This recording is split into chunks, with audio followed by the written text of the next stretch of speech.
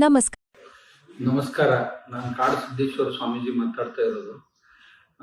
ದಿನಾಂಕ 31 ಮಾರ್ಚ್ನಿಂದ 4ನೇ ಏಪ್ರಿಲ್ವರೆಗೆ ಅಂದರೆ 5 ದಿನಗಳವರೆಗೆ ಕಣೇರಿ ಮಠದಲ್ಲಿ ಹಸ್ತಕಲಾ ಮೇಳವನ್ನು, ಅಖಿಲ ಭಾರತೀಯ ಮಟ್ಟದ ಹಸ್ತಕಲಾ ಮೇಳವನ್ನು ಆಯೋಜನೆ ಮಾಡಿದ್ದೇವೆ.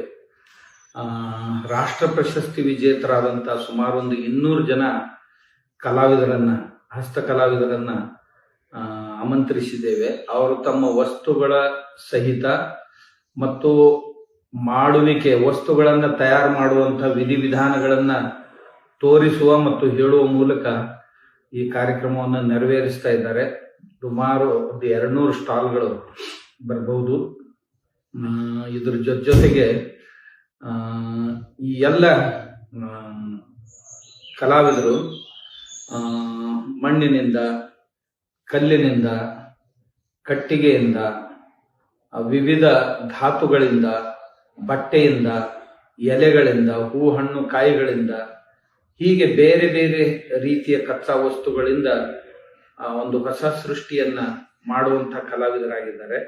ಇದರಲ್ಲಿ ಸುಮಾರು ಜನ ಎಲ್ಲರೂ ಪಾರಂಪರಿಕ ಕಲಾವಿದರಾಗಿದ್ದಾರೆ. ಎಂಥ ಒಳ್ಳೆ ಸೀರೆಗಳನ್ನ ನೇಯುವಂಥವ್ರು.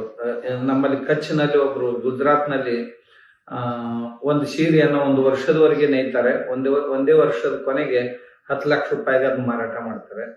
ಅದರಂತೆ ಕಣ್ಣಿಗೆ ಕಾಣದಂತ ಸೂಕ್ಷ್ಮ ಎಳೆಗಳಿಂದ ಕಸೂತಿ ಕಲೆಯನ್ನ ಮಾಡುವಂತ ಕಲಾವಿದರು ಇದರಲ್ಲಿ ಬರ್ತಾ ಇದ್ದಾರೆ. ಅದ್ರ ಜೊತೆಗೆ ಕಸಬರಿಗೆಗಳನ್ನ ಮಾಡುವಂತ ಒಬ್ಬ ಹೆಣ್ಮಗಳು ಮಧ್ಯಪ್ರದೇಶದಿಂದ ಬರ್ತಾ ಇದ್ದಾಳೆ.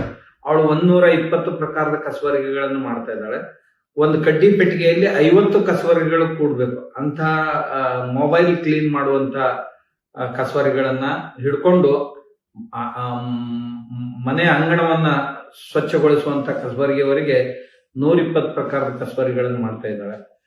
ಇಂಥ ಈ ಕಲಾವಿದರು ಯಾಕೆ ಕರೆಸ್ತಾ ಇದ್ದೀವಿ ಎಲ್ರು ಅಂದ್ರೆ, ನಮ್ಮ ಸಮಾಜದ ಯುವಕರಿಗೆ, ಯುವತಿಯರಿಗೆ ನಮ್ಮ ಭವಿಷ್ಯದಲ್ಲಿ ನಾವು ಏನ್ ಮಾಡಬೇಕು ಅನ್ನೋದಕ್ಕಾಗಿ ದಿಕ್ಕು ದೇಶಗಳನ್ನ ತೋರಿಸುವಂತಹ ಕಾರ್ಯ ಆಗಬೇಕು. ಅವರಿಗೆ ಇವರ ಕಾರ್ಯದಿಂದ ಪ್ರೇರಣೆ ಪಡೆದು ಹೊಸ ತಂತ್ರಜ್ಞಾನವನ್ನ ಬಳಸಿ ಅವರ ಕಾರ್ಯಗಳನ್ನು ಮಾಡುವಂತೆ ಪ್ರೇರಣೆ ಆಗಬೇಕು. ಎರಡನೇದ್ದು, ಈ ಸ್ವಯಂ ಸಹಾಯ ಸಂಘಗಳ ಮಹಿಳೆಯರಿಗೂ ಸಹಿತ ಯಾವ ಉದ್ಯೋಗ ವ್ಯವಸಾಯಗಳನ್ನು ಮಾಡಬೇಕು ಅಂತಕ್ಕಂಥ ಮಾರ್ಗದರ್ಶನ ಇದರಿಂದ ದೊರೆಯಬೇಕು. ಕಲಾವಿದರ ಕಲೆಗೆ ಬೆಲೆ ಸಿಗ್ಬೇಕು, ಗೌರವ ಸಿಗ್ಬೇಕು. ಆಮೇಲೆ ಕಲಾವಿದರ ವಸ್ತುಗಳ ಮಾರಾಟಕ್ಕಾಗಿ ಒಂದು ಮಾರುಕಟ್ಟೆ ತಯಾರಾಗಬೇಕು. ಆಮೇಲೆ ಯಾರಾದ್ರೂ ಇಂಥ ವಸ್ತುಗಳ ಹೋಲ್ಸೇಲ್ ಮಾರುಕಟ್ಟೆಯನ್ನ ಮಾಡುವವರಿದ್ರೆ, ಹೋಲ್ಸೇಲ್ ವಸ್ತುಗಳ ಮಾರಾಟವನ್ನು ಮಾಡುವ ಇಚ್ಛೆ ಪಟ್ರೆ ಅವರೆಲ್ಲರಿಗೂ ಸಹಿತ ಈ 17 ರಾಜ್ಯಗಳಿಂದ ಬರುವಂತ ಕಲಾವಿದರ ವಸ್ತುಗಳನ್ನ ಶಾಶ್ವತವಾಗಿ ತಮ್ಮ ಮಾರಾಟ ವ್ಯವಸ್ಥೆಯಲ್ಲಿ ಅವರು ತೊಡಗಬಹುದು.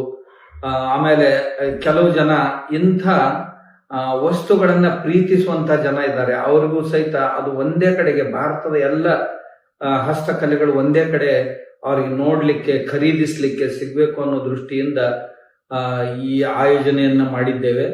ಸುಮಾರು 200 ಜನ ಕಲಾವಿದರು ಇದರಲ್ಲಿ ಬರ್ತಾ ಇದ್ದಾರೆ. ಇದರ ಜೊತೆಗೆ ಖಾದ್ಯ ಮಹೋತ್ಸವವನ್ನು ಏರ್ಪಡಿಸಿದ್ದೇವೆ. ದಾಕ್ಷಿಣಾತ್ಯ ಖಾದ್ಯ, ಔತ್ತರೇಯ ಖಾದ್ಯ, ಗುಜರಾತ್ ಮತ್ತು ರಾಜಸ್ಥಾನ ಮತ್ತು ಮಹಾರಾಷ್ಟ್ರ, ಕರ್ನಾಟಕದ ಖಾದ್ಯಗಳು, ಹೀಗೆ ಖಾದ್ಯ ಮಳಿಗೆಗಳನ್ನು ಸಹಿತ ನಾವು ಏರ್ಪಡಿಸಿದ್ದೇವೆ. ಇದರ ಜೊತೆಗೆ ಸಾಯಂಕಾಲ ಮಹಾರಾಷ್ಟ್ರದ ಸಂಸ್ಕೃತಿಯನ್ನ ಪ್ರತಿಬಿಂಬಿಸುವಂತ ಸುಂದರವಾದಂತ ಕಲಾವಿದರಿಂದ ಕಾರ್ಯಕ್ರಮಗಳನ್ನ ಪ್ರಸ್ತುತಪಡಿಸುವುದರ ಜೊತೆಗೆ ಅದನ್ನು ವ್ಯವಸ್ಥೆ ಮಾಡಿದ್ದೇವೆ. ಆದ್ರಿಂದ ನಾನು ಎಲ್ಲರಿಗೂ ವಿನಂತಿಸಿಕೊಳ್ಳೋದೇನು ಅಂದ್ರೆ, ಈ ಅಪರೂಪದ ಕಾರ್ಯಕ್ರಮ ಒಂದೇ ಕಡೆ 200 ಜನ ಕಲಾವಿದರು ದೇಶದ 17 ರಾಜ್ಯಗಳಿಂದ ಬರ್ತಾ ಇದ್ದಾರೆ. ಇದನ್ನ ನೋಡ್ಲಿಕ್ಕೆ ತಾವೆಲ್ಲರೂ ಬರಬೇಕು, ನೋಡಿ ಆನಂದಿಸಬೇಕು, ಆಮೇಲೆ ನೋಡಿ ಕಲಿಬೇಕು, ನೋಡಿ ತಿಳಿಬೇಕು. ಇದರ ಜೊತೆಗೆ ಇಂಜಿನಿಯರಿಂಗ್ ಕಾಲೇಜ್ಗಳು, ಟೆಕ್ನಿಕಲ್ ಕಾಲೇಜ್ಗಳು ಏನಿವೆ ಅವುಗಳ ವಿದ್ಯಾರ್ಥಿಗಳು, ಏನ್ ಫ್ಯಾಕಲ್ಟಿ ವಿದ್ಯಾರ್ಥಿಗಳು, ಅವರು ಕೆಲವೊಂದು 16-17 ಇಂಜಿನಿಯರಿಂಗ್ ಕಾಲೇಜ್ಗಳಿಂದ ವಿದ್ಯಾರ್ಥಿಗಳು ತಮ್ಮ ಹೊಸ ಆವಿಷ್ಕಾರಗಳನ್ನು ಸಹಿತ ಅಲ್ಲಿ ಪ್ರಸ್ತುತಪಡಿಸಲಿದ್ದಾರೆ. ಇದೆಲ್ಲವನ್ನು ನೋಡ್ಲಿಕ್ಕೆ 31ನೇ ತಾರೀಕು ಬೆಳಗಿನ 9 ಗಂಟೆಯಿಂದ ಆರಂಭವಾದದ್ದು. ಇದು 4ನೇ ತಾರೀಕು ಏಪ್ರಿಲ್ನ ಮಧ್ಯಾಹ್ನದವರೆಗೆ ನಡೆಯುತ್ತೆ. ಆದ್ರಿಂದ ಎಲ್ಲರೂ ಬರಬೇಕು ಅಂತ ನಾನು ಎಲ್ರಿಗೂ ಆಮಂತ್ರಿಸ್ತಾ ಇದ್ದೇನೆ.